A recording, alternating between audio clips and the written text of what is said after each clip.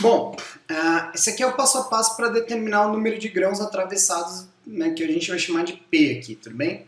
Então é o seguinte, primeiro passo, né, uma linha de comprimento L conhecida é traçada na superfície da imagem. Tá? No segundo momento, o número de cruzamentos P é contado. De que maneira? Se a linha atravessa o grão, então P é igual a 1. Tá? Se a linha atravessa o contorno de grão, né, então P é igual a 1. Né? Se a linha atravessa um ponto triplo, que é aqueles pontos que a gente já viu lá anteriormente, então P é igual a 1,5. Vamos ver o que isso impacta aqui do ponto de vista da imagem, né, que a gente está trabalhando aqui. Tá? Então, olha só, mesma imagem, mesma estrutura, só que agora ao invés de contar por N, eu vou contar utilizando essa metodologia de P, tá? Que é a metodologia que a gente vai utilizar nos exemplos quando a gente for fazer as aulas usando o software, tá? O ImageJ, tá? Que aí eu já vou explicar um pouquinho melhor para vocês como que vai acontecer isso, tá? Mas vamos lá. Então, olha aqui, ó, né? Tem a mesma linha, as mesmas microestruturas, tá? Então agora eu vou considerar essa situação aqui, ó, seguindo o recomendado, o passo a passo recomendado aqui para P, tá? Então aqui, ó, cruzou um contorno de grão, tem um. Esse aqui não chegou a finalizar, então não estou contando nada em relação a esse grão aqui específico. Um cruzou um contorno de grão, cruzou um contorno de grão, mais um, e aqui, ó, 1,5.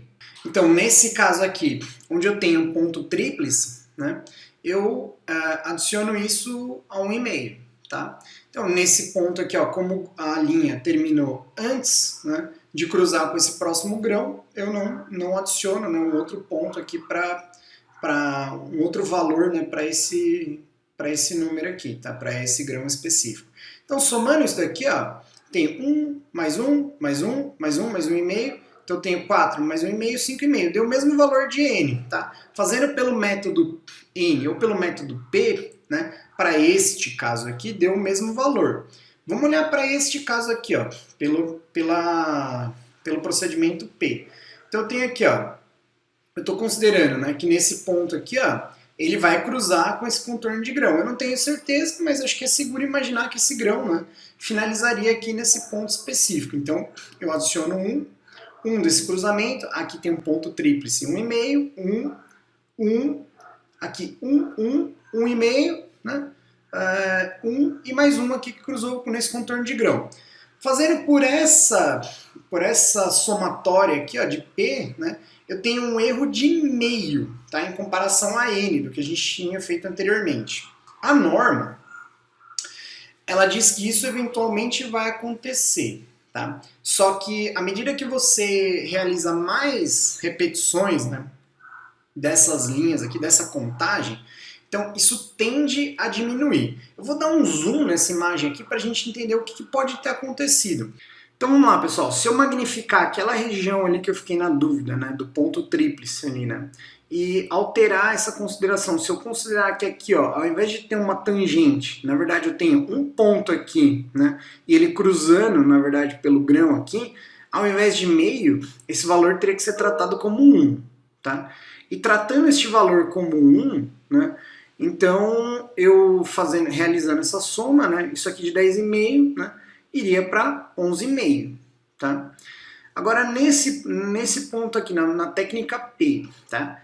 Novamente, se eu considerar, né, isso aqui não um ponto tríplice, né, mas como um ponto intersectado aqui, um grão intersectado aqui e outro grão intersectado aqui, né, então eu teria que somar isso aqui ao invés de 1,5 como 2, né, e de 11 isso iria para 11,5, tá?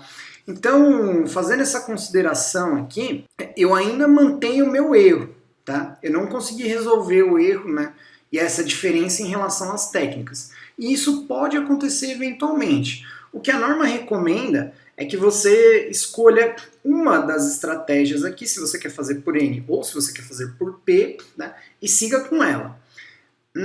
Nos vídeos que nós vamos fazer aqui, que eu vou produzir, né, nós faremos pela técnica P, tá? E aí eu vou explicar para vocês mais detalhadamente, com o auxílio de um software, como que a gente vai fazer isso, tudo bem?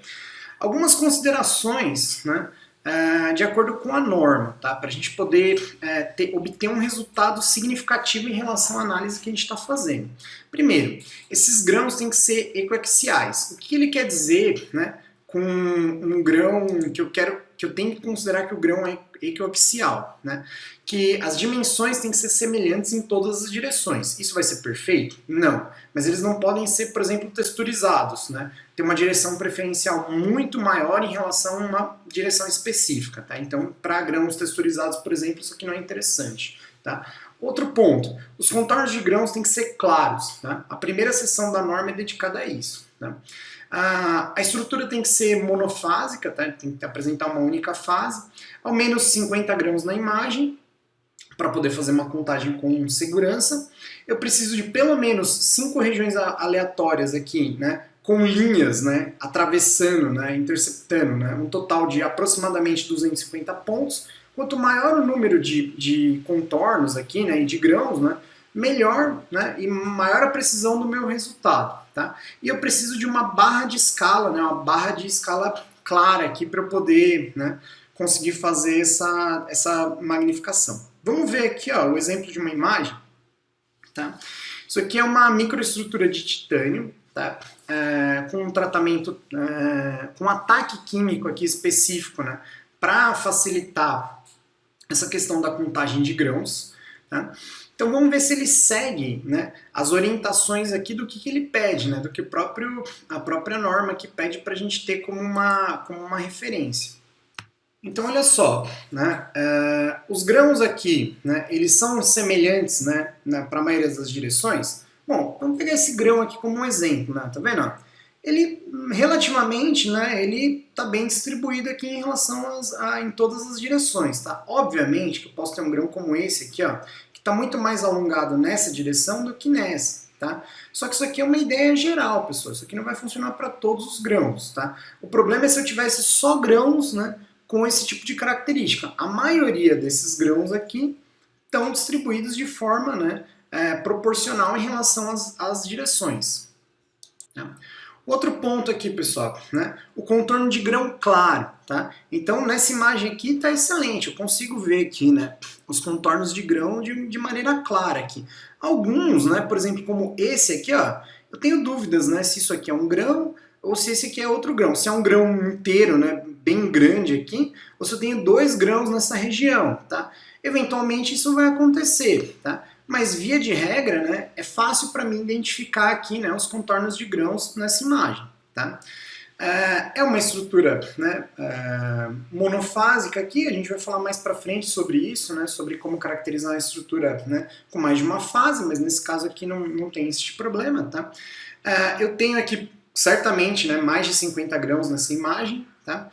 E aí entra na questão de eu conseguir, né, dimensionar isso daqui. Tá? Então vamos lá. Digamos que eu trace uma reta, tá, com comprimento L aqui, né? E aí eu vou começar a contar isso aqui em função, né, da técnica P ali, né, para poder determinar, né, quantos grãos essa linha aqui, quantos contornos de grãos, né, ou pontos tríplices, né, essa linha intercepta, né, quanto ela cruza aqui, né, na verdade.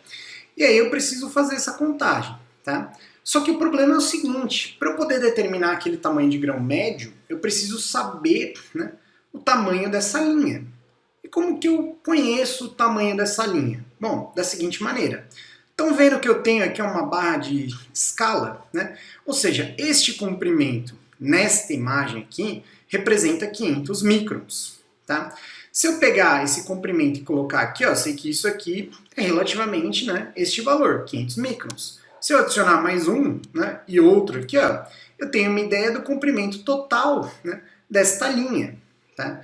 Só que ao invés de fazer isso de forma manual, né, para a próxima aula, nós vamos fazer da seguinte maneira. Né? Nós vamos utilizar um software chamado ImageJ, tá, para conseguir correlacionar este comprimento de uma escala, né, dentro de uma imagem, e criar linhas aqui na superfície dessa imagem com comprimentos conhecidos. Né? E a partir deste comprimento conhecido, nós vamos aplicar essa técnica de contagem, né, de pontos cruzados, né, e pontos tríplices na imagem para poder determinar o tamanho de grão médio para essas estruturas cristalinas, tá? Para essas estruturas metálicas. Tudo bem?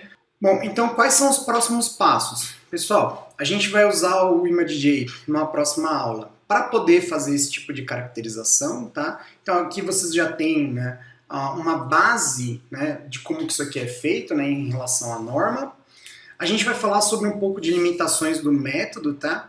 E aí a gente vai plotar, né, os resultados dessa caracterização, né? Vai plotar isso num gráfico, vai falar um pouquinho do ponto de vista estatístico, se esses dados são confiáveis dentro, né, de uma margem aqui, né, específica ou não. Tudo bem?